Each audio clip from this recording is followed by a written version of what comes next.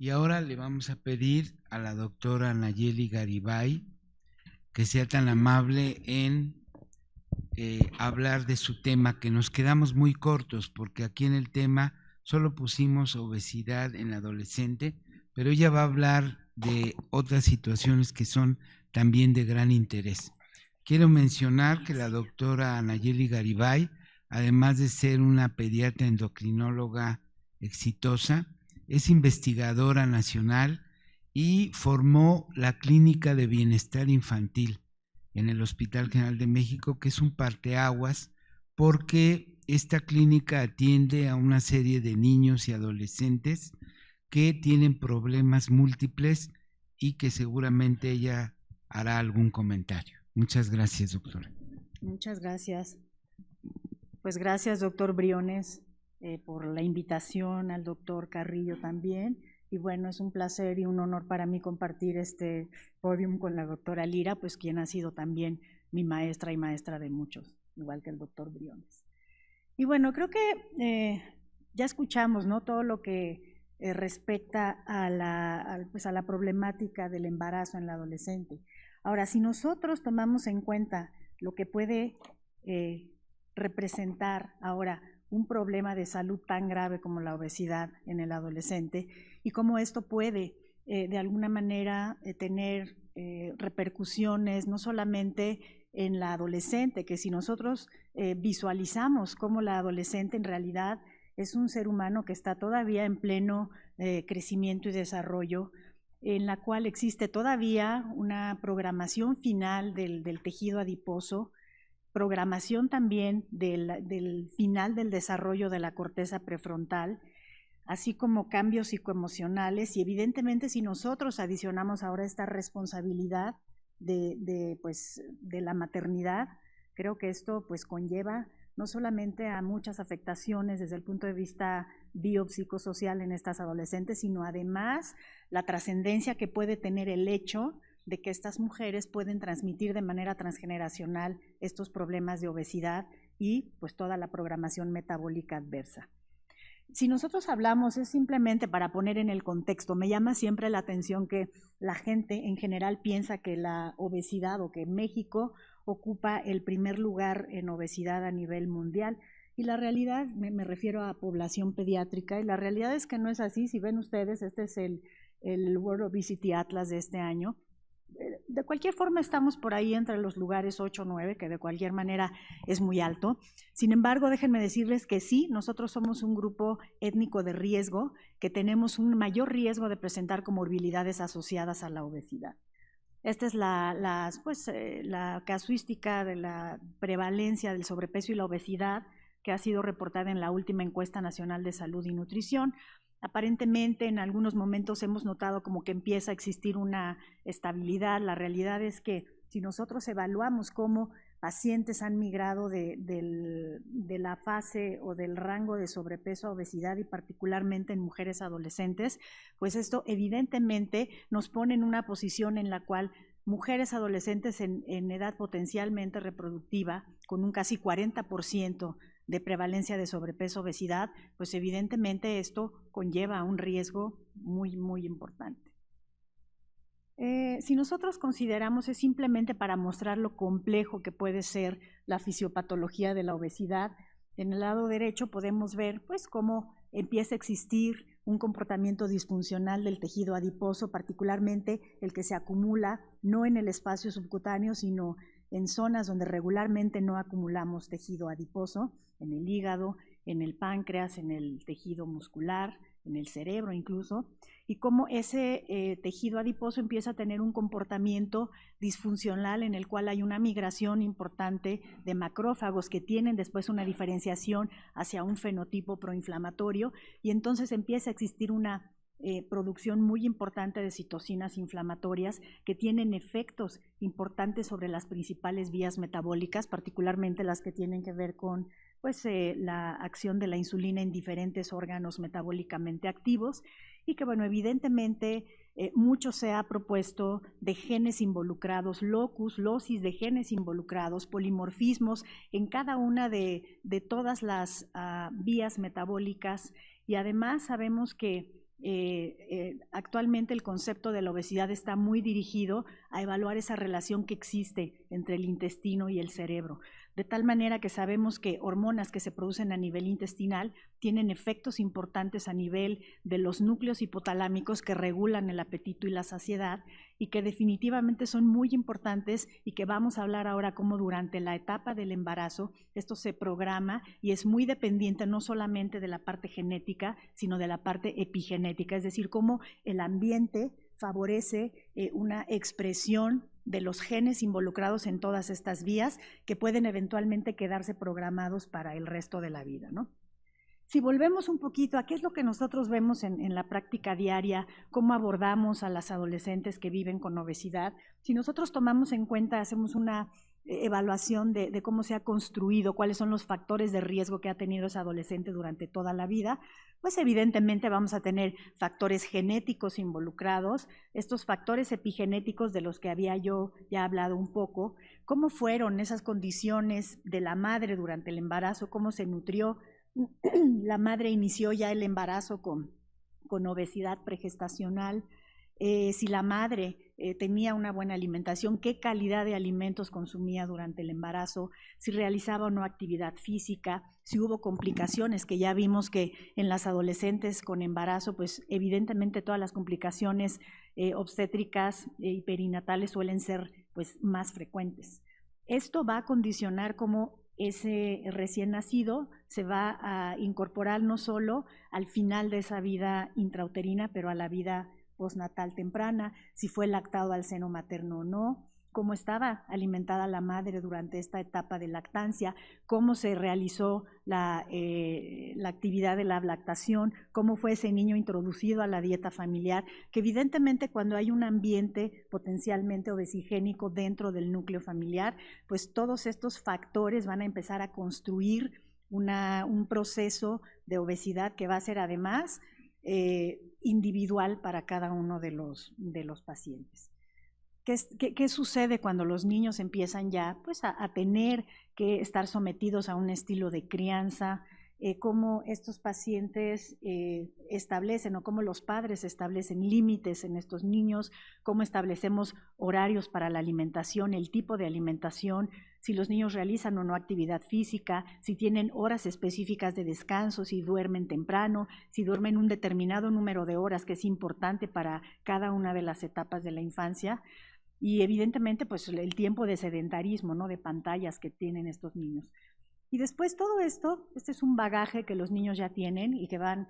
adquiriendo. Sabemos que todavía esa programación epigenética de los sistemas metabólicos, de la diferenciación del tejido adiposo, de la acumulación de tejido adiposo en ciertas zonas ectópicas, de estos mecanismos de apetito-saciedad, terminan de programarse por lo menos hacia los últimos o hacia los primeros 2 años de vida, al final de los primeros 2 años de vida. De tal forma que todos estos hábitos que los padres establecen influyen mucho en la manera en la que se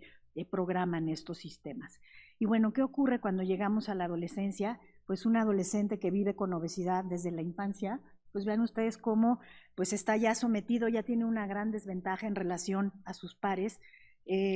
pues probablemente tiene ya un aislamiento social, probablemente sea víctima de bullying, de insatisfacción corporal, y bueno, evidentemente de una falta de control sobre el apetito y la saciedad, que eso los adolescentes lo refieren de manera muy, muy fehaciente, ¿no? Entonces, imagínense que además de todo esto, las adolescentes puedan empezar a tener estas conductas de riesgo y cómo todos estos limitantes que empiezan a tener ya para una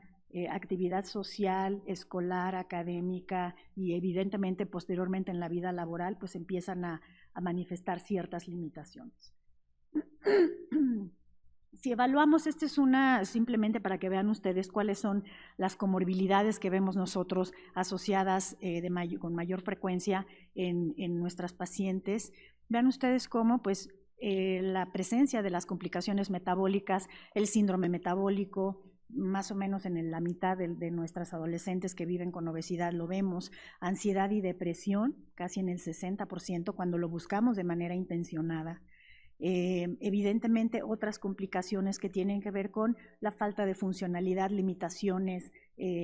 musculoesqueléticas, El MASLD, actualmente la disfunción metabólica asociada a hígado graso, lo vemos aproximadamente en el 40% de los adolescentes que viven con obesidad. Alteraciones de la tolerancia a la glucosa ciertamente las vemos con menor frecuencia, pero no nada despreciable. Alrededor del 15% de nuestras pacientes tienen prediabetes, irregularidades menstruales alrededor del 10-12%, de tal forma que estas comorbilidades, si nosotros las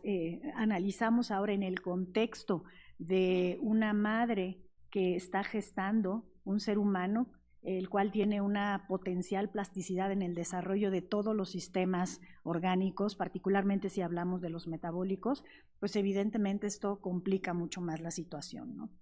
Si nosotros analizamos también algunos factores de riesgo asociados a que estas adolescentes puedan tener un inicio de vida sexual más temprana, pues sí tendríamos que considerar cómo a lo largo de las décadas los estudios nos han mostrado que sí existe un cambio secular en el inicio de los cambios puberales. Se ha visto que aproximadamente hay una disminución en la edad de inicio, tanto de la telarca como de la menarca, más o menos de 3 meses por cada década. De tal forma que ciertamente estas adolescentes están teniendo, muchas de ellas, pubertades más tempranas. Ahora, si analizamos particularmente cómo la obesidad se asocia con esto en este estudio de casos y controles, pues puede ver cómo si comparamos factores de riesgo entre dos grupos de adolescentes que manifestaron una pubertad precoz en comparación con un grupo control, pues el índice de masa corporal es significativamente mayor en estas adolescentes. Entonces, parecería, pues sí, que el hecho de tener un índice de masa corporal elevado sí es un factor de riesgo para el desarrollo de pubertades más tempranas, y claro que si analizamos los conceptos fisiopatogénicos, pues entenderíamos muy bien cómo el tejido adiposo juega un papel fundamental en la activación del eje hipotálamo hipófisis gonadal. En muchas oportunidades vemos nosotros niñas que acudan a nuestra consulta de endocrinología pediátrica manifestando datos de pubertades tempranas, telarcas aisladas o pubarcas aisladas también, no necesariamente pubertades precoces verdaderas dependientes de gonadotropinas, es decir, ya con una activación del eje hormonal, sino que en ocasiones vemos telarcas que en realidad es necesario revisarlas, explorarlas para saber, para darnos cuenta que realmente es la glándula mamaria lo que está crecido o simplemente es lipomastia. Pero en muchas de ellas, hasta en el 20-30% de las niñas con sobrepeso, efectivamente vamos a encontrar que existe ya una glándula mamaria crecida. Y esto definitivamente pues tiene mucho que ver no solo con la resistencia a la insulina que manifiestan estas niñas y cómo esa insulina puede estimular toda la vía de síntesis esteroidogénica a nivel de las glándulas suprarrenales y del ovario e inducir entonces una producción de andrógenos y esto aromatizarse posteriormente a estrógenos en ese tejido adiposo. Esto puede condicionar ese hiperandrogenismo en las niñas, una sensibilización temprana de la pulsatilidad del gen RH. De tal forma que estas variedades, que pueden ser completas o no de pubertades, pues sí pueden estar relacionadas con que estas niñas manifiesten pubertades más tempranas y sabemos que esto sin duda es un factor de riesgo también para que inicien una vida sexual activa de manera más temprana, particularmente cuando el contexto de todas las determinantes sociales de la enfermedad pues no son favorables, ¿no? Entonces,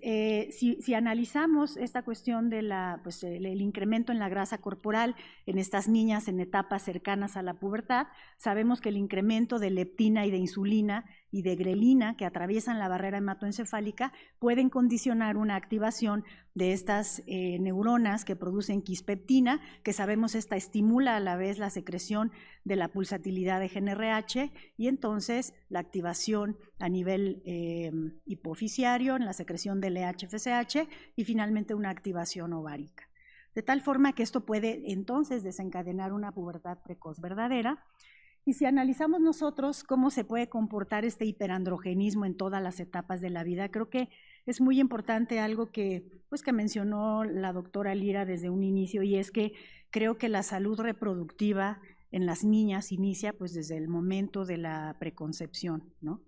Entonces es importante considerar cómo ese hiperandrogenismo puede estar condicionando estas variedades que posteriormente pues, pueden manifestar estas variedades parciales o completas de pubertad precoz, pero sobre todo cómo se ha visto que estas niñas que cursan particularmente con bajo peso al nacer, algunos estados de hiperandrogenismo en la madre, como el síndrome de ovario poliquístico, que sabemos que se asocia mucho al problema de obesidad, y que mujeres con ovario poliquístico se embarazan y suelen tener, además de toda esta metainflamación que genera la obesidad, datos o estados de hiperandrogenismo que pueden además ser transferidos a través de la placenta, y que sabemos que esto puede condicionar una programación tanto en el ovario como en la suprarrenal de esta vía de síntesis esteroidogénica para favorecer que esas glándulas sean hiperandrogénicas. Entonces, estas niñas pueden presentar pubarcas prematuras. Posteriormente, mencionaba yo, el signo, el cuadro clínico puede ser en la misma adolescente, en la misma persona, de un síndrome de ovario poliquístico, y como ya sea la edad reproductiva, pues sabemos que hay mujeres que pueden cursar con infertilidad, pero además pues sí sabemos que hay muchos métodos actualmente para que estas mujeres en todo su derecho puedan embarazarse, pero entonces, ¿qué ocurre con toda esta parte de programación metabólica adversa? Vean ustedes cómo este mismo ejemplo que mencionaba yo en la diapositiva anterior, estas niñas pueden manifestar ya desde las primeras etapas de la vida hiperinsulinismo cuando ha habido esa sobreexposición, ya sea a metainflamación o a hiperandrogenismo, ya un hiperinsulinismo desde la etapa postnatal temprana. Hacia la prepubertad, mencionábamos, manifiestan ya datos de ese hiperandrogenismo, pero además empiezan a manifestar ya otras alteraciones metabólicas como dislipidemia. Posteriormente, pues ya si desarrollan una pubertad precoz como tal, pues en muchas de estas niñas vemos ya asociado un síndrome metabólico o prediabetes desde estas etapas tan tempranas de la vida. Creo que esto es de los datos que a mí me parecen más relevantes en entender el riesgo tan importante que existe de que una adolescente con obesidad pues además tenga un embarazo. Mencionaba yo que todo este proceso todavía de dinámico de cambio y de madurez en el adolescente ciertamente involucra como la corteza prefrontal, que es una zona tan importante que de alguna manera regula todo el juicio y todas estas conductas superioicas que nos frenan de pronto a pues, hacer cosas que no debemos de hacer. Esa corteza prefrontal está en la adolescencia todavía inmadura, pero fíjense ustedes cómo existe un desequilibrio frontoestriatal en el cual algunos componentes del sistema límbico, que es donde registramos esas sensaciones de recompensa de manera tan intensa, están desarrollados ya en la adolescencia, pero esta parte de la corteza prefrontal que nos frena a limitar esas conductas de recompensa todavía no está suficientemente desarrollada. Y además existe todavía una plasticidad neuronal que puede favorecer que los adolescentes que tienen alta ingesta de productos hipercalóricos, altos en azúcares refinados, en grasas, esto genera en estos chicos esas sensaciones de recompensa de manera mucho más exagerada. Y esto programa todavía esa plasticidad y esa formación de sinapsis en muchas zonas del cerebro. Entonces, vean ustedes cómo en estos adolescentes se ha visto además que existen mecanismos neurobioquímicos en los cuales se ha visto que un consumo frecuente de alimentos altamente palatables provoca que exista una regulación a la baja de los receptores de dopamina, lo cual todavía hace que esas sensaciones de recompensa sean más importantes.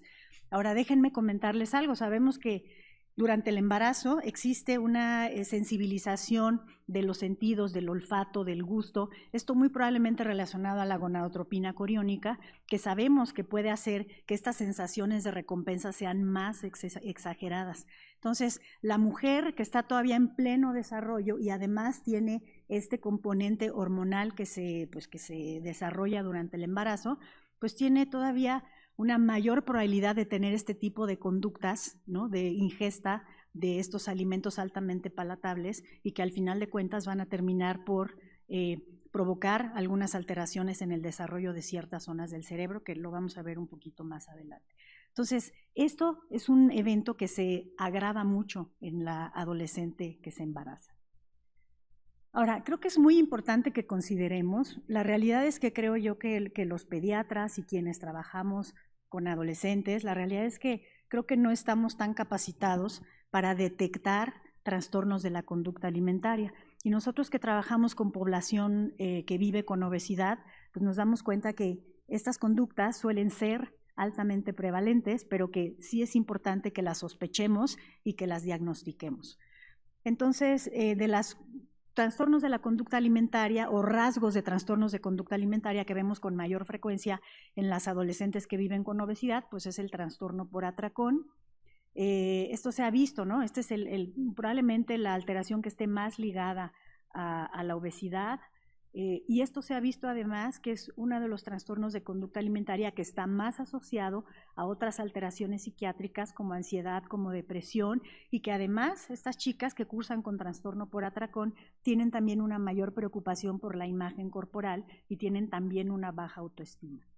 Entonces, siendo esto una alteración altamente prevalente y que hace a la adolescente todavía mucho más vulnerable a ciertas conductas de riesgo, pues es algo que tenemos que tomar en cuenta. En relación a la bulimia nerviosa, pues sí se ha visto que pues la frecuencia o el pico de incidencia, pues sí es más frecuente en esta edad adolescente, donde pues ya el potencial reproductivo es importante, más frecuente en las mujeres. Y bueno, finalmente otras conductas, ¿no? O rasgos de trastornos de conducta alimentaria, pues que pueden ser una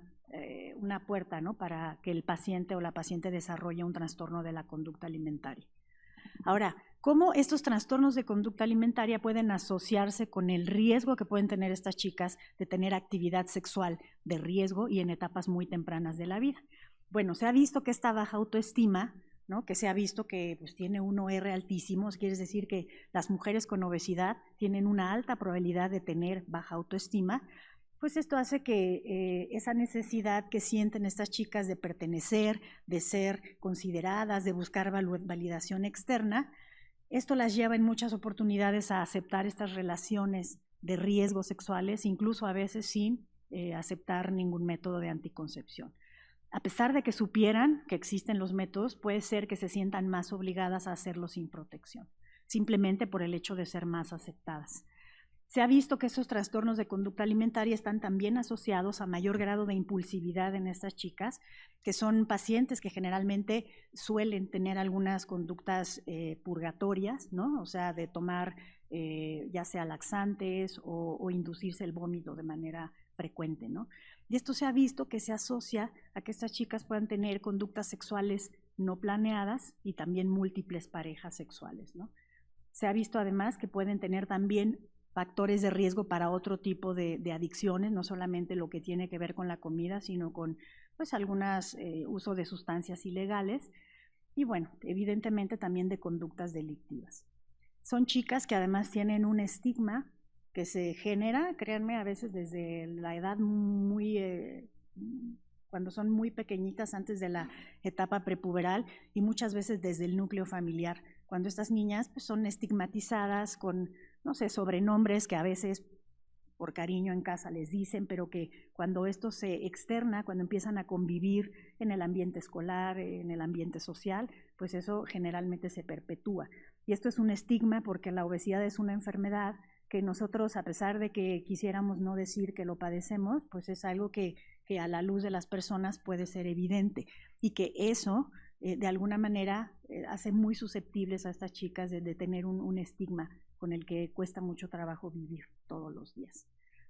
Ahora, estas irregularidades menstruales que ya mencionábamos, ¿no? A veces asociado a un hiperandrogenismo funcional o realmente a un síndrome de ovario poliquístico que puede tener un antecedente familiar, ¿no? Pueden ser las dos cosas. Pero sabemos que estas irregularidades menstruales, pues a veces a las chicas las hacen sentir, sobre todo cuando tienen periodos largos de amenorrea, pues que no existe el riesgo de que puedan tener algún embarazo, ¿no? Cuando la realidad, pues es que pues de pronto sí se embarazan, ¿no? Sí sabemos que muchas de ellas cursan con ciclos anovulatorios, pero eso no quiere decir que no puedan embarazarse, pero eso de alguna manera las hace sentirse más confiadas de tener relaciones sexuales sin protección y bueno, muchas de estas adolescentes pueden evidentemente llegar a tener un embarazo, ¿no? Entonces, esto representa, si lo vemos de esta manera, pues una situación de alta complejidad biopsicosocial. Se ha visto aproximadamente que el 25% de las adolescentes con obesidad severa presentan conductas sexuales de riesgo. El 50% de mujeres con trastornos de la conducta alimentaria reportan un embarazo no planeado cuando se comparan con un grupo control. O sea, es más común que las adolescentes que se embarazaron, las que tienen trastornos de conducta alimentaria, no hayan pues, tenido ni siquiera la noción, ¿no?, de que podían estar embarazadas. El 40% refiere no haber recibido información sobre métodos de anticoncepción, pues que esto es algo que mencionó la doctora, y que creo que tal vez las chicas con sobrepeso, al sentirse probablemente poco atractivas, sobre todo aquellas que tienen mucha distorsión de la imagen corporal, pues tal vez tampoco se preocupan mucho por buscar información, por tener alguna persona de confianza con la que puedan hablar, ¿no? Y la realidad pues es que esto las pone en un riesgo inminente. Entonces es súper importante cuando nosotros tratamos con una adolescente que vive con obesidad hacer un tamizaje de esos trastornos de conducta alimentaria.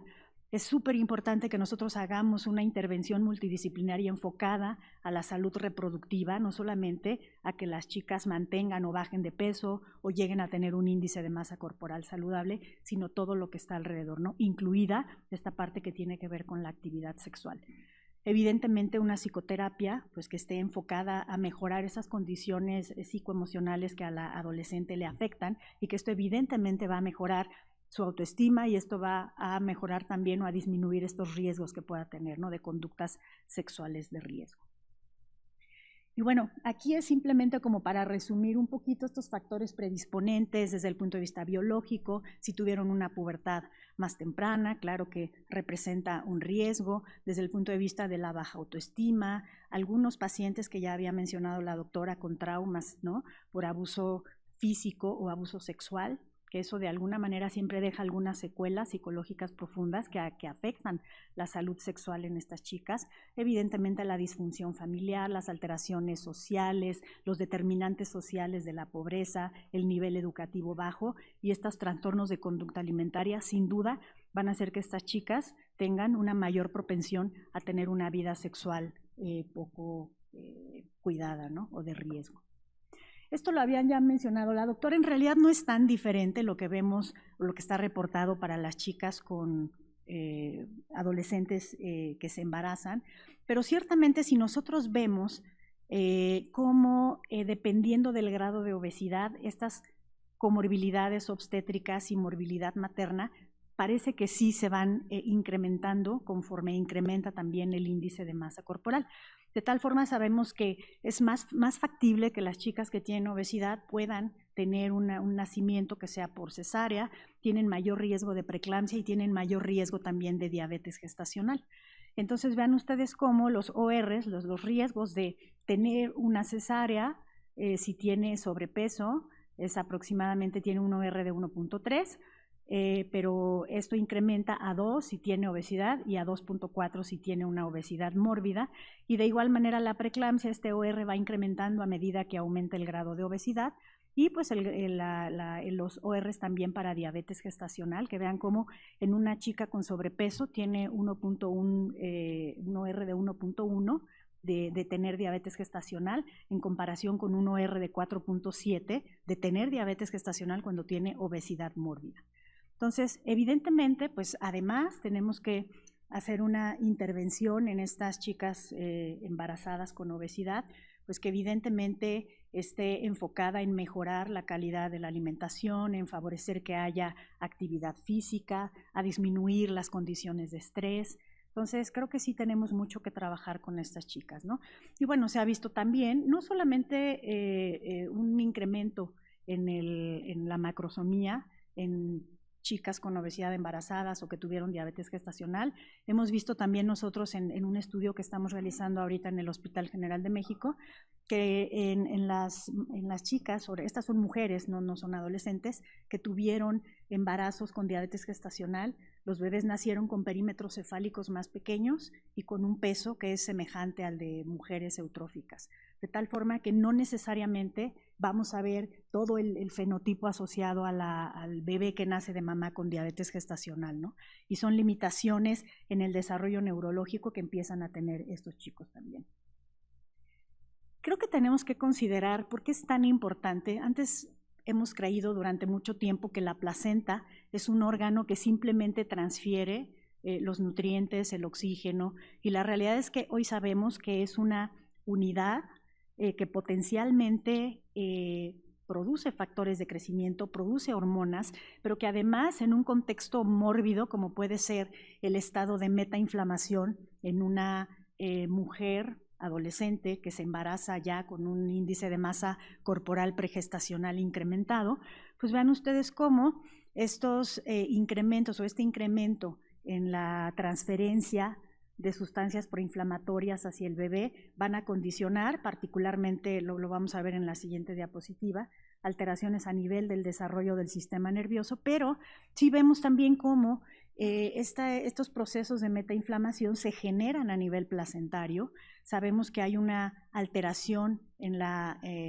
el paso de algunos ácidos grasos, particularmente disminución de DHA y aumento de ácido palmítico en estas placentas que están sometidas a citocinas proinflamatorias y además también a ROS, a sistemas oxidativos, a marcadores de daño oxidativo, que pueden empezar a generar dentro de la propia placenta también un fenómeno de inflamación establecido, donde hay una migración importante de macrófagos y que van a perpetuar esta cascada, ¿no?, de síntesis de citocinas inflamatorias. Y esto se ha visto que puede condicionar desarrollo de alteraciones epigenéticas en estos genes que codifican dónde almacenamos tejido adiposo, qué cantidad de tejido adiposo blanco tenemos, qué cantidad de tejido adiposo pardo, cómo se nutren, ¿no?, estas enzimas que tienen que ver a nivel mitocondrial con que haya un incremento en la utilización de estos sustratos energéticos y cómo esto va a favorecer pues, que haya una programación de ese tejido adiposo. Fíjense que los recién nacidos en general no tienen una capacidad, no los recién nacidos, los fetos que están in útero, no tienen una capacidad de almacenar tejido adiposo en el tejido subcutáneo, sino que directamente esa capacidad en ese sitio de almacenamiento está disminuida y esto favorece que haya más bien acumulación de grasa a nivel de ciertos órganos, particularmente el hígado, el páncreas, el músculo. Entonces, esto programa ya desde estas etapas tan tempranas de la vida, en la vida intrauterina, esta caracterización de esa distribución del tejido adiposo y de esa funcionalidad del tejido adiposo. De tal forma que esos bebés pues, tienen un mayor riesgo pues, de manifestar obesidad en etapas tempranas de la vida, habitualmente acumulan una mayor cantidad de grasa a nivel visceral y además tienen también esta programación adversa de los sistemas de apetito-saciedad. Entonces, pues es muy importante que nosotros establezcamos estas prioridades, ¿no?, de manejo en estas chicas mediante un manejo multidisciplinario, ejercicio, suplementación con serina. Actualmente se ha visto que puede disminuir este estrés oxidativo. Y bueno, esto creo que es algo que tenemos que considerar todavía si vamos más al fondo de lo que puede ocurrir en la programación del desarrollo de órganos vitales en estos fetos de estas adolescentes embarazadas que viven con obesidad. Habíamos hablado ya un poco de cómo esas sustancias inflamatorias se pueden transferir a través de la placenta, se transfieren también muchos ácidos grasos libres, glucosa, particularmente cuando la ingesta es excesiva y la calidad de la alimentación que tiene esa madre es pues no óptima. Además de que todo ese ambiente que tiene que ver con las adipocitocinas, niveles elevados de insulina y de leptina con niveles bajos de adiponectina que prevalecen en la sangre de la madre, se ha visto que pueden tener un efecto también a nivel de la placenta, favoreciendo este efecto de establecimiento de fenómenos proinflamatorios en la placenta, pero además ese depósito del cual ya hablábamos de lípidos en el feto, en sitios ectópicos, pero vean ustedes cómo esta inflamación, tanto la que se transfiere como la que se genera en la placenta, también se ha visto que puede cruzar la barrera hematoencefálica y que entonces esto puede generar también fenómenos de inflamación en la microglía. Y esto tiene una participación muy importante en el desarrollo totalmente plástico que tiene el cerebro de estos recién nacidos. Se ha visto que tienen incremento de los mecanismos que están involucrados con el apetito y la saciedad, Se ha visto que hay una disminución de sinaptogénesis, neurogénesis y migración neuronal, que hay una disminución también de la sensibilidad a los receptores de dopamina, con lo cual estos bebés, desde que se están gestando en esas etapas tan tempranas de la vida, tienen ya alterados esos fenómenos de recompensa, y esto se ha visto pues que se perpetúa a lo largo de la vida. Estudios epidemiológicos asociados a estos fenómenos fisiopatogénicos, pues se han visto que cada vez hay más evidencia de que la descendencia de estas mujeres que viven con obesidad, pues estos recién nacidos tienen deterioro cognitivo, problemas de aprendizaje, trastornos del espectro autista, trastornos de la conducta alimentaria, trastornos por déficit de atención, ansiedad y depresión. Entonces, imagínense todo este contexto en lo que habíamos mencionado, la situación de una adolescente embarazada en la cual ni siquiera ella misma ha terminado de madurar toda esta parte de la corteza prefrontal que tiende seguramente a comer de manera más exagerada, a tener fenómenos de recompensa más exacerbados, y esto evidentemente incrementa más su peso. Se ha visto que las chicas que se embarazan con un índice de masa corporal pregestacional elevado tienen más riesgo también de ganar más índice de masa corporal. Entonces, bueno, creo que podríamos concluir que definitivamente el embarazo en la mujer adolescente es complejo, ¿no? Con o sin obesidad. Pero creo yo que cuando nosotros adicionamos esta parte, las chicas están expuestas a una situación en la cual necesitan terminar de madurar todo ese proceso de cambios psicoemocionales, necesitan además o deberían necesitar terminar de crecer. Algo que es muy importante es que se ha visto que estas chicas, cuando ganan más peso durante el embarazo, como todos estos sistemas de acumulación de grasa y de diferenciación de tejido adiposo están todavía terminando de madurar en esta etapa de la adolescencia tardía, estas chicas pueden tener mayor ganancia de peso, pero que sea mucho más difícil que después puedan recuperar o regresar a tener un índice de masa corporal saludable. Entonces son mujeres que además se quedan ya con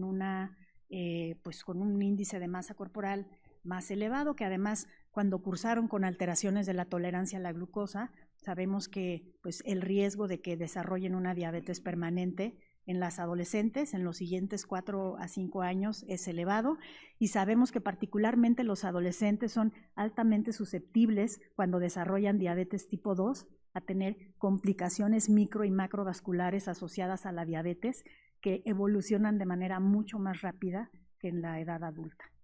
Entonces, pues definitivamente creo que tenemos que empezar pues de manera muy seria a tratar a nuestras pacientes desde un punto de vista holístico. Tenemos que considerar esta salud reproductiva pues desde que son pequeñitas, cómo se alimentan, que tengan un primero o segundo rebote de adiposidad que sea saludable, que sean mujeres que estén habituadas a hacer actividad física. Evidentemente creo que todo lo que tiene que ver con las condicionantes sociales de la enfermedad, pues la marginación, la pobreza, la vulnerabilidad, sabemos que eso es algo que pues que nos toca a todos trabajar en esto, ¿no? Pero creo que sobre todo el establecimiento de políticas públicas pues tendrían que favorecer a este grupo de población, porque pues ya vimos que potencialmente si tenemos actualmente un 40% de estas adolescentes que viven con sobrepeso, obesidad, pero además si pensamos en las mujeres adultas que están también pues en esta etapa potencialmente reproductiva y donde el 70% tienen sobrepeso u obesidad, pues la realidad es que esta programación metabólica cada vez es más adversa, ¿no? Es lo genético, pero creo yo que ahora lo epigenético, más lo que tiene que ver con todo el ambiente obesigénico y todas las limitantes